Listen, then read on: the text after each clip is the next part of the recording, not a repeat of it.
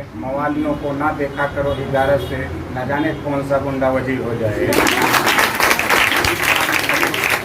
तरह की कड़ी बन गई है। लेकिन एक शिक्षक का जो दायित्व होता है, आप लोग भी अध्ययन कर रहे हैं, आगे भगवान करे मेरी शुभकामनाएं जुड़े, आप अध्यापन भी कराएं और ऊंचे पदों पर पहुंचें। तो इस चीज को ये स्वीकृति दीजिएगा कि किसी भी देश के, किसी भी समाज के, किसी भी व्यक्तित्व के निर्माण में जो रोल शिक्षक का है वो किसी का नहीं है।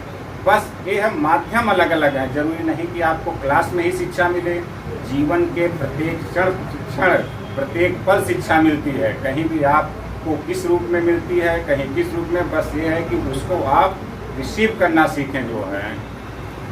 अभी मैं एक जगह पढ़ा रहा था, अभी मैनेजमेंट की बात आई, एक जगह मैं पढ़ा रहा था जो है, वहाँ पर जो है, मैं कहना नहीं चाहिए, मुझे करना भी नहीं चाहिए था, लेकिन मैं बता दे रहा हूँ आपको।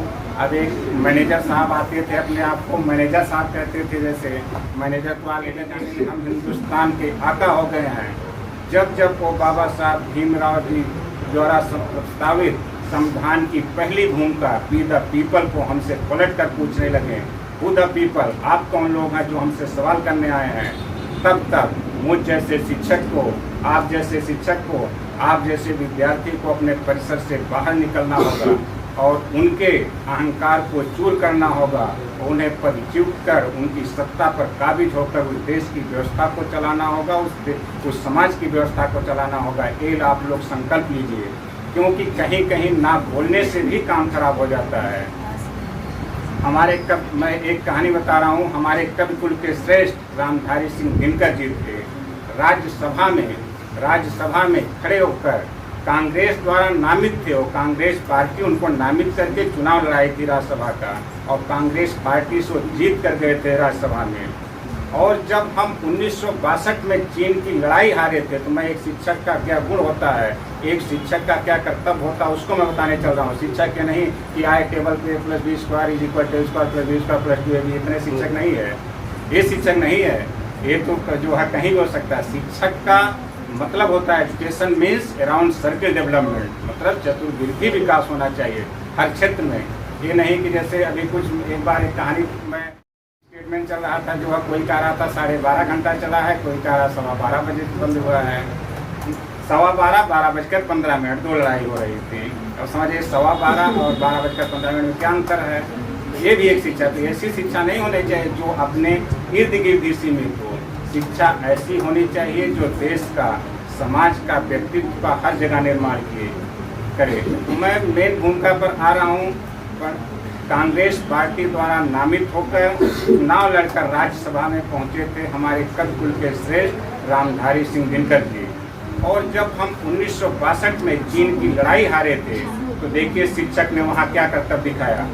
राज्यसभा में उन्होंने खड़े होकर उस समय देश के सबसे बड़े हीरो नेहरू जी के सामने उनकी शांति नीति के खिलाफ उन्होंने कविता पढ़ी, जो है आज किसी की हिम्मत है कर सकता है, एक शिक्षक ही कर सकता है ये चीज़। उन्होंने उनकी शांति नीति के खिलाफ पढ़ी कविता, रे रोग युधिष्ठिर को न यहाँ जाने देश को स्वर्ग धीर, पर फिरा हमें गांडीव गदा लौटा दे अर्जुन भीमवीर, कहा दे शंकर से करें आज प्रलय नित्य फिर एक बार, पूरे भारत में गूंज उठे हर हर बम बम का मंत्रोच्चार। इस कविता को पढ़ने का साहस दिनकर जी में था, और इस कविता को सुनने का साहस उस समय हमारे और आपके प्रधानमंत्री जी में था। क्या आज की राजनीतिक परिदृश्य ये चीज़ है कि कोई सच बोल सकता है अपना? क्या कोई बड़ा नेता, छोटा नेता अपने बड़े नेता के सामने अपनी बात कह सकता है? अभी सही बात भी कहना होगा तो अभी देखिए तुरंत कहा तरफ से ईमेल लेटर आ जाएगा, पार्टी से इनको जो है पार्टी विरोधी गतिविधियों में संलिप्त होने के कारण निष्कासन, चाहे उसकी सही भी बात हो क्यों ना हो। तो जिस दिन से आप सुनना बंद कर देंगे, उस दिन से आप भूलना बंद कर देंगे। जब भूलना बंद हो जाएगा तो भूलना भी बंद हो जाएगा।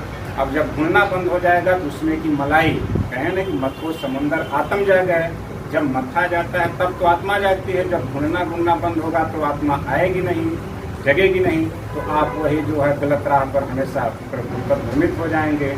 तो एक शिक्षक का एक कर्तव्य है, देखिए उसने शांति नीति के खिलाफ पढ़ा। और कुछ लोग जैसे कहते थे अरे इससे क्या मतलब है, क्यों नहीं मतलब, इसी का मतलब है। उन्होंने 1962 में पूरे राज्यसभा में खड़े होकर पूरे राज्यसभा को के माध्यम से देश को जागृत किया, जिसका सदुपरिणाम हुआ कि हमने 1965 में और 1965 में और 1971 में अपने विरोधियों को जिस तरह की धूल चटाए आप लोगों को पता ही है। 1965 और 71 में हमारा देश विरोधी देशों को, दुश्मन देशों को किस तरह की धूल चटाए आपको पता ही है। 65 की कहानी आप जाने ही रहे हैं, कितना हम कब्जिया लेते। 71 में उस समय की वीरांगना महियसी मेधावी प्रधानमंत्री माननीय श्रीमती इंदिरा गांधी जी के आप कर्तव्य को जानते ही हैं कि जिनके नेतृत्व में हमारे सैनिकों के सामने 93,000 सशस्त्र सैनिकों ने आत्मसमर्पण कर दिए।